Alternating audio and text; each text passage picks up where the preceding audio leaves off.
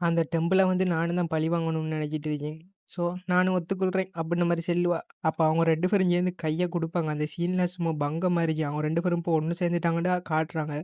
Cut பண்ணா, இப்போ scene பிரசன்ட்‌க்கு அவர் கேட்டுட்டு இருக்காரு. இது என்ன கைண்ட் ஆஃப் ரிவல்யூஷன் அப்டின்ன மாரி. நம்ம ஹீரோயினா, ரெவல்யூஷன் என்னடா காட் வந்து பேசுறது என் காதுல கேக்குது அப்டின்ன மாரி சொல்லுவா.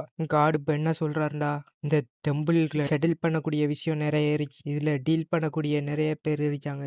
அத கேட்டு அவனும்லாம் உடனே மூஞ்செல்லாம் மாறுது. இந்த டெம்பிள்ல உள்ள ஒவ்வொரு ஆளும் தப்பான வழியில போறாங்க. அப்டின்ன மாரி காட் சொல்றாரு. அப்டின்ன மாரி நம்ம ஹீரோயின் சொல்லுவா. அத கேட்டு அவனும்லாம் காட் வந்து என்ன டீலிங் பண்ண போறாரு எங்களோட? ஏன் நீ இப்படியெல்லாம் பேசிட்டு இருக்க? அப்டின்ன மாரி அங்க உள்ள பிரீஸ்ட் எல்லாம் எகிறுவான் நம்ம ஹீரோயினுக்கு மேல. காடோட பேரை யூஸ் பண்ணி நீ இப்ப தப்பு தப்பா உன்ட மனசுக்கு தோணுனதெல்லாம் சொல்லிக்கிட்டு இருக்கியானா? அப்டின்ன மாரி கேட்கவும், எவன்டா அவன் அவள எதிர்த்து பேசுறவன் அப்டின்ன மாரி அரீனா வந்து கோவமாயிக்கிட்டு இருந்திப்பா அந்த இடத்துல. நம்ம ஹீரோயினா நம்மட அரீனா சொல்றதையே மாத்தி சொல்லிக்கிட்டு இருந்திப்பா இங்க. காட் வந்து உங்களுக்கு மேல கோவமா இருக்காரு. காட் வந்து இப்ப ஏதோ சொல்ல வாரார் அப்டின்ன மாரி சொல்லிப்புட்டு நம்ம ஹீரோயின் கண்ண மூடிருவா. கண்ண மூடிட்டு காட் பேசுற சத்தம் என் காதுல கேக்குது அப்டின்ன மாரி சொல்லிட்டு இருக்கல நம்மட அரீனா கத்திக்கிட்டு இருப்பா. அந்தாச்சான் அவன் தான் வந்து வயலன்ஸ் யூஸ் பண்றவன். டெம்பிள்ல வந்து தப்பான விஷயமெல்லாம் செஞ்சுட்டு இருக்கான். அப்டின்ன மாரி நம்மட அரீனா வந்து ஒவ்வொரு ஆளையும் விரல காட்டி அவன் செஞ்ச தப்பெல்லாம் சொல்லிக்கிட்டு இருக்கான். நம்ம ஹீரோயினா ஆமா காட் வந்து சொல்றாரு யாரையும் நம்பக்கூடா அப்டின்ன மாரிலாம் நம்ம ஹீரோயின் சொல்லிட்டு இருக்கா. காட் சொல்றாரு நீங்க எல்லாம் தப்பான வழியில போறீங்க அப்டின்ன மாரி காட் சொல்றாருன்னு சொல்லி சொல்லி நம்ம ஹீரோயின் வந்து எல்லாத்தையும் சொல்லிக்கிட்டு இருப்பான் அந்த இடத்துல.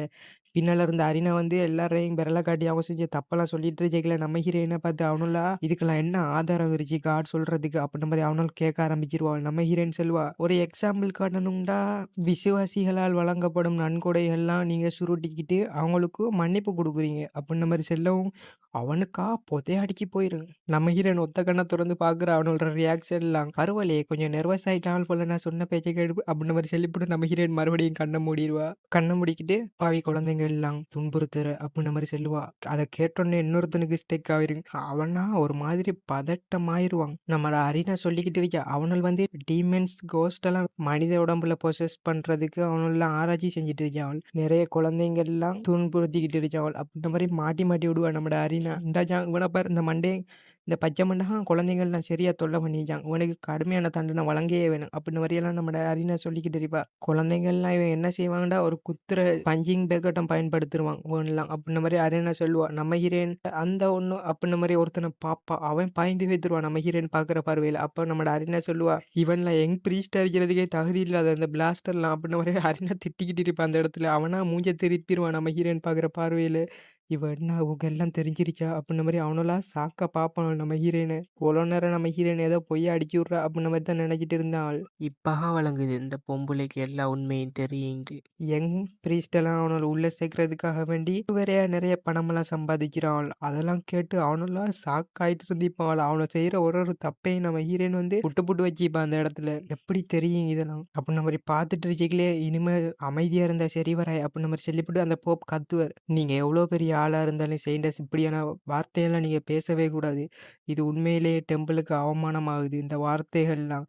நீங்க அப்படியே தொடர்ந்து பேசிக்கிட்டு இருந்தீங்கடா அப்படின்ன மாதிரி செல்ல வரைக்கும் நம்ம ஹீரோயின் டிவைன் மன்னிப்பு அந்த தலைப்பு எடுப்பா. அவனா சாக்காயிருவான். டிவைன் மன்னிப்புன்ற பேர்ல காட் உங்களை மன்னிச்சிருவார். அதுக்கு நீங்க பணம் தந்தா மட்டும் போதும் அப்படின்ன மாதிரி சொல்லி பணம் சம்பாதிக்கிற. அதை கேட்டு அந்த போப்பா பயந்து போயிருவான். அதே இடத்துல காட் வந்து என்னைய நம்புறாரு. அதால இப்படியாப்பட்ட பீப்புளோடைய சேர்ந்து வேலை செய்ய சொல்றீங்க நீங்க அப்படின்ன மாதிரி கையை கட்டி கேட்பா. அவனெல்லாம் சாக்காயிருவான். அதுக்கு மேல அவனுக்கு ஒரு வார்த்தையை வந்துரியே என்ன நம்ம ஹீரோயின் வந்து ஒரு ஒரு தப்பையும் புட்டு புட்டு வச்சுப்பான் அவனு செஞ்சு. அதை கேட்டு அவனெல்லாம் வாயை மூடிட்டு இருந்திப்பாள். அப்ப நம்ம ஹீரோயின் செல்றா கடைசியா கடவுளே பொறுமை இழந்துட்டார். அதெல்லாம் என் வாயில எப்படிப்பட்ட வார்த்தையெல்லாம் அவர் பேச வைக்கிறார். எல்லாத்துக்கும் காரணம் இது சொல்லிப்புட்டு நம்ம ஹீரோயின் அமைதியாயிருவா. அது அவனுக்கே விளங்கிச்சு.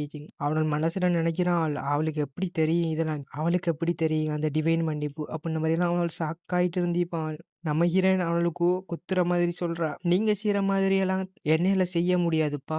அந்த அளவுக்கு நான் பெரிய ஆளெல்லாம் இல்லை. அதால நீங்க தார அந்த பதவி வந்து எனக்கு சரி வருமே சரியா அப்படின்ன மாதிரி நம்ம ஹீரோயின் உள்குத்தா சொல்லிட்டு சிரிச்சுக்கிட்டு இருக்கா. இந்த செயின்டஸ்ன்ற பொசிஷனை நான் அக்செப்ட் பண்ணவா அவனெல்லாம் ஷாக் ஆயிட்டு இருந்திப்பான். கட் பண்ணா நம்ம ஹீரோயின் என்ன ஒரு லவ்லி வெதர் அப்படின்ன மாதிரி சொல்லி நம்ம ஹீரோயின் மாச்செல்லாம் முறிஞ்சிட்டு வெளியே வந்து பாப்பா. பாம்பா கொஞ்சம் ரெஸ்ட் கிடைச்சிக்கு அவனோட டீல் பண்ணது பிறகு இது உண்மையிலேயே இலையுதிர் காலம் தான். எவ்வளோ கூடிய சீக்கிரம் தொடங்கிட்டு அப்டின்ன மாரி சொல்லிட்டு நம்ம ஹீரோயின் ஜோசியத்திட்ட பேத்துட்டு இருக்கா. வெதர பத்தி. அப்ப பின்னால இருந்து 2 பேரும் குறுகுறுன்னு பார்த்துட்டு இருக்காங்க.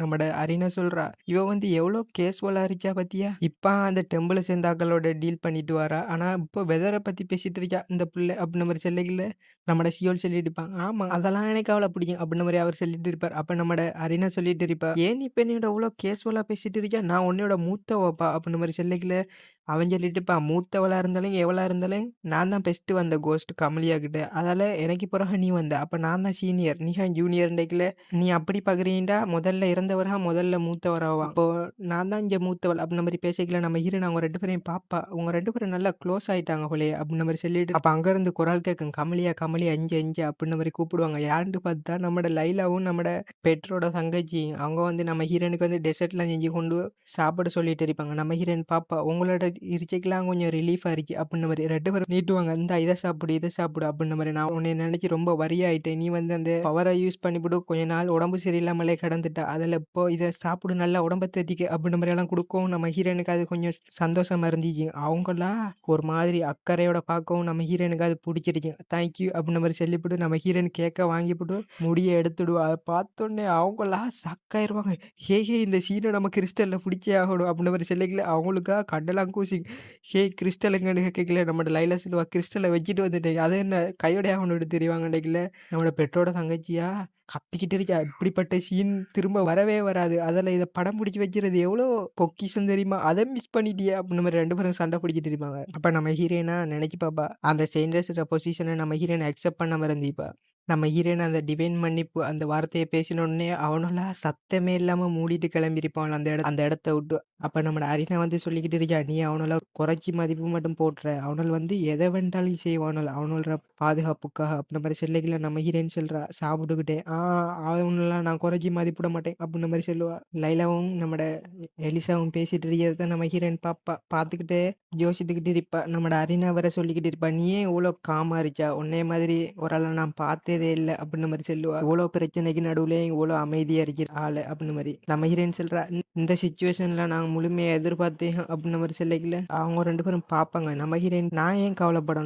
என்னோட நீ இருக்கியே" அப்படின்ன மாரி நம்ம ஹீரோயின் சொல்லுவா. அத கேட்டோனே நம்மட சியோலா, "என்னைய பத்தி என்ன? என்னைய பத்தி என்ன?" அப்படின்ன மாரி கேட்பார். நம்மட அரினாக்கா ரொம்ப சந்தோஷமா இருந்துச்சு. அரினா சொல்லுவா, "கவலைப்படாதப்பா, நீ என்ற டிசபிள்ல மாறிரு" அப்படின்ன மாரி சொல்லிக்கல நம்ம ஹீரோயின், "எது டிசேபிள் நானா?" அப்படின்ன மாரி சொல்லி நம்ம ஹீரோயின் ஷாக் ஆவா. அப்ப நம்ம ஹீரோயின் கேட்கிறா, "நீ அங்க போனியா?" அப்படின்ன மாரி. எங்கடா நம்மட செயின்டர்ஸ் வந்து டெம்பிளுக்கு போய் வந்தீப்பா. அப்ப அங்க உள்ள ஆட்கள்லாம் பேசிட்டு இருந்தீப்பாள். அத அரினா கேட்டுருப்பா. அதால அவ சொல்றா, "உன்னைய மட்டும் அவனும் செயின்டர்ஸா மாற விடவே மாட்டாள்" அப்படின்ன மாரி. அதுக்கு ஏதாச்சும் ஒரு சூழ்ச்சி செய்வான்டைக்குள்ளே இங்கல கத்துறான் அந்த பிரீஸ்ட் எல்லாம். அவ எப்படி பேசிட்டான்னு பார்த்தீங்களா? அப்படிப்பட்ட வார்த்தைகள்ல பேசின ஒரு செயின்டர்ஸா இருக்க வாய்ப்பே இல்ல. அவ ஒரு போலி பவர யூஸ் பண்ணியிருக்கா அப்படின்ன மாரி பேசிக்கல அங்க உள்ள ஆட்களும் ஆமா, ஆமா. அப்படின்ன மாரிலாம் ஒத்துக்கிட்டு இருக்கா. அவ ஏதோ ஒரு ஃபேக்கான பவர தான் யூஸ் பண்ணியிருக்கா அப்படின்ன மாரி சொல்லிக்கல. இன்னொருத்தன் கேட்குறான், "அதுக்கான ஆதாரம் இருக்கா?" அப்படின்ன மாரி சொல்லி, "ஆதாரம் இல்லாம வேற யாரையும் தப்பா மதிப்பிட போறா" அப்படின்ன மாரி ஒருத்தன் சொல்றான். அத கேட்டு இவனா, "எப்ப பாரு வாய மூடிட்டு இருக்கிறவன் என்னடா திடீர்னு மாதிரி பேசுறான்" அப்படின்ன மாரி இன்னொருத்தன் முழிச்சுக்கிட்டு இருப்பான். அவன் சொல்றான், "அவ யூஸ் பண்ண பவர் வந்து உண்மையிலேயே பியூர் டிவைன் பவர். அத வேற யாராலயும் தடுக்கலான்டைக்குல" இவன் முறைச்சு பார்க்குறான். "எப்பவும் மூடிட்டு இருக்கிறவன் இப்பவும் மூடிட்டு இருக்கிறானே, இவன் என்னத்துக்கு வாய விடுறான்?" அப்படின்ன மாரி பார்த்துப்புட்டு சொல்லிக்கிட்டு இருக்கான். அந்த குழந்தைங்கள்லாம் சாவ கிடந்தார்கள். அவங்கள அந்த பவர வச்சு அவ காப்பாத்தியிருக்கா. இதுக்கு மேல என்ன வேணும்? அவ உண்மையிலேயே ஒரு சயின்டிஸ்ட் தான் அப்படின்ன மாரி அவன் சொல்லிக்கல எல்லாரும் கத்துறான். "நீ என்னடா அப்படி சொல்லிட்டு இருக்கியா? அவ யூஸ் பண்ண பவர் வந்து ஃபேக்காவும் இருக்கு. உனக்கு தெரியுமா? அவன்ற அண்ணங்காரன் வந்து ரவீந்து அவன் வந்து மெஜிக் டவர்ல இருக்கான். அவன் வந்து புதுசா ஏதாச்சும் மெஜிக்கையும் பயன்படுத்திப்பான். அது மூலியமாவும் அவனால் அத கியூர் பண்ணிப்பான். அந்த கமலியா சொல்ற பாஸ்ட் லைஃப்ப பத்தி உனக்கு தெரியுமா? அவ வந்து எல்லாரையும் தொல்ல பண்ணிக்கிட்டு ஒரு மாரி கொடூரமா நடந்துகிட்டு இருப்பா. அவ வந்து எல்லாரையும் புல்லி பண்ற அப்படின்ன மாரி நடந்துகிட்டு இருப்பா பாஸ்ட்ல. அது மட்டும் இல்லாம பப்ளிக்லயே ஒரு பொம்பளோட முடிய புடிச்சு இழுத்து அவள அவமானப்படுத்திருக்கா. அதுக்காக அவ தண்டனையிலேயும் இருந்திருக்கா. அது உங்களுக்கு தெரியுமா? அப்படின்ன மாரியெல்லாம் அவனுள் பேசுவான். இதுல இருந்து என்ன வருது? அப்படின்ன மாரி அவ யூஸ் பண்ண பவர் வந்து உண்மையிலேயே டிவைன் பவர் இல்ல. அவன்ற பிரதர்காரன் அவக்காக ஏதோ ஒரு மேஜிக்க பயன்படுத்தி குடுத்திருக்கான். அது மூலியமா தான் அவ அத யூஸ் பண்ணி அந்த குழந்தைங்கள்லாம் காப்பாத்தியிருக்கா. இப்போ சயின்டிஸ்ட்டா ஆகணுன்றதுக்காக போராடிக்கிட்டு இருக்கா அப்படின்ன மாரி சொல்லிக்கல. அவரும் ஒரு மாதிரி யோசனையில ஏறிச்சு. அவ யூஸ் பண்ணது உண்மையிலேயே டிவைன் பவர்ன்னு எனக்கே தோணுது. ஆனா எதுக்கும் அவளுக்கு மேல ஒரு சந்தேகம் வச்சத்தான் வேணும் அப்படின்ன மாரி கமலியா சொற்பல் அப்படின்ன மாரி நீ ஆடுற சைடு அப்படின்ன மாரி அந்த ஆள் யோசிச்சுக்கிட்டு எப்படியாச்சும் அவள நம்மளே கீழ கொண்டு வரணும் அப்டின்ன மாரி அவன நெனச்சுப்புட்டு, இல்லாட்டி அவள மொத்தமா அழிச்சே ஆகணும் அப்டின்ன மாரி சொல்றான். மேஜிக் நீ சொன்னா மேஜிக் அப்டின்டு. அதுக்கு பாசிபிள் இருக்கான்டைக்குல அவன் சொல்லிக்கிட்டு இருக்கான். அது வந்து அப்டின்ன மாரி அவன் தயங்கிட்டு இருப்பான். அப்ப அந்த போப் சொல்லிக்கிட்டு இருக்காரு. நம்மளுக்கு கன்ஃபார்ம் ஏதாச்சும் ஒண்ணு தேவ. அவ யூஸ் பண்ணது என்ன வகையான பவர்ன்ட்டு நம்மளுக்கு உண்மையிலேயே தெரிஞ்சாகணும். அதுக்காக அவளையே கூப்பிட்டு விசாரிக்கணும் அப்டின்ன மாரி சொல்லிட்டு இருக்காரு. ஒரு விசாரணையாளர அனுப்பு. அவட வீட்டுக்கே நேரடியா அப்டின்ன மாரி அவன் ஆர்டர் குடுக்குறான்.